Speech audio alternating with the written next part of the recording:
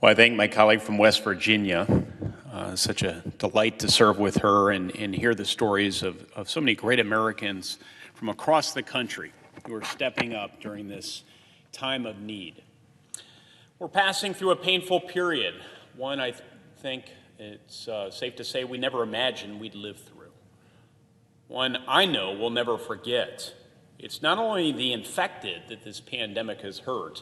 The coronavirus is robbing so many Americans of their ability to earn a living.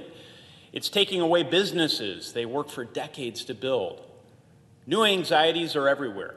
Routines are upended. Our children are wondering when they're going to see their friends again and why their graduations were canceled. You know, it's difficult not to feel hopeless or even afraid during times like these. Congress, I know, is sending every necessary support to workers and employers and much needed supplies to medical professionals and to hospitals. We're also removing red tape to help our economy withstand this virus and speed medical innovations to treat and eventually cure people.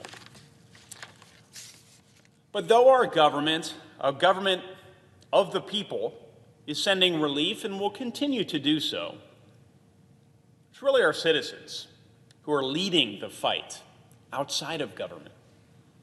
We're showing a spirit that is uniquely Hoosier, and I dare say, uniquely American. Together, we're doing our parts, and together, we will pass through this. We see this spirit in the incredible heroism of our healthcare workers and our caregivers. We owe them so much. They've been asked to bear the greatest burden, and they've answered that burden. And in so doing, they're sacrificing their own safety and coming to the rescue where medicine cannot. We've seen it, too, in the bravery from those in what we have deemed our essential industries. We know they were essential long before this crisis, but it took this crisis, it seems, to really amplify that fact. We've seen it in the actions of rank-and-file Hoosiers. You know, across my great state, there are countless acts of courage and compassion. Hoosiers leaving groceries on a neighbor's doorstep or printing off 3D masks. Even something as simple as calling an old friend. Maybe they live on their own and they just need a word so they won't feel lonely. In Floyd County, a forest I know dropped off azaleas at homes around the area.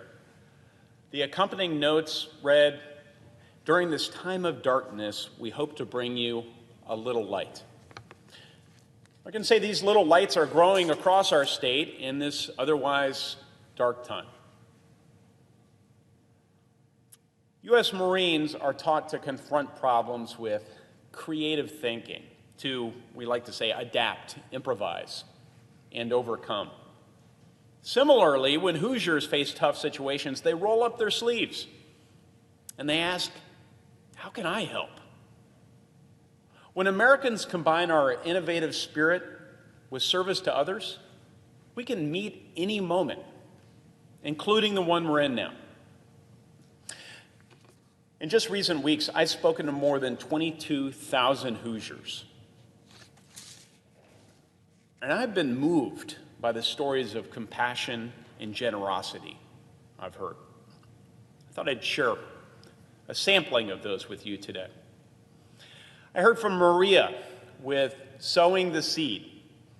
Now, Sowing the Seed began as a ministry, but it's grown into much more than that. In fact, it's a massive community project in Vincennes. They're sewing masks for nursing homes, seniors, the immunocompromised, and others during these challenging times. Twyla with SureClean told me about their efforts to sanitize over 4,000 masks. Willie and I connected from Jennings County. Willie's helping out his fellow veterans. He's delivering food, mowing grass, doing wellness checks, doing his part. Sean and Ben with Olio, a startup in Indiana. They're helping hospitals across the Hoosier state coordinate patient care and reduce further spread of this virus. Daryl, with Lifeline Youth Ministries, is making food boxes for kids in Elkhart, and he's provided hundreds of meals already. I spoke with Crossroads Distillery and Huber's Starlight Distillery and French Lick Winery, who've completely revamped their operations, and they're now producing and distributing hand sanitizer. The list of those who are asking how they can help and finding innovative ways to do so is, frankly, too long to recite here. This fight against the coronavirus has catalyzed our American can-do spirit.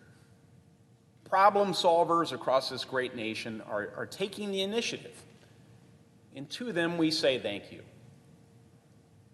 Let us move forward intent that we and future generations might draw energy from this moment forever. And let us resolve to find new ways to be better citizens by using our God-given talents to serve others. The days ahead will not be easy, but we will endure them. The clouds will part, and when they do, we will care for those who've been hurt. We'll rebuild what we've lost, and we'll do it with the same spirit with which we are now fighting this virus. Thank you, Mr. President.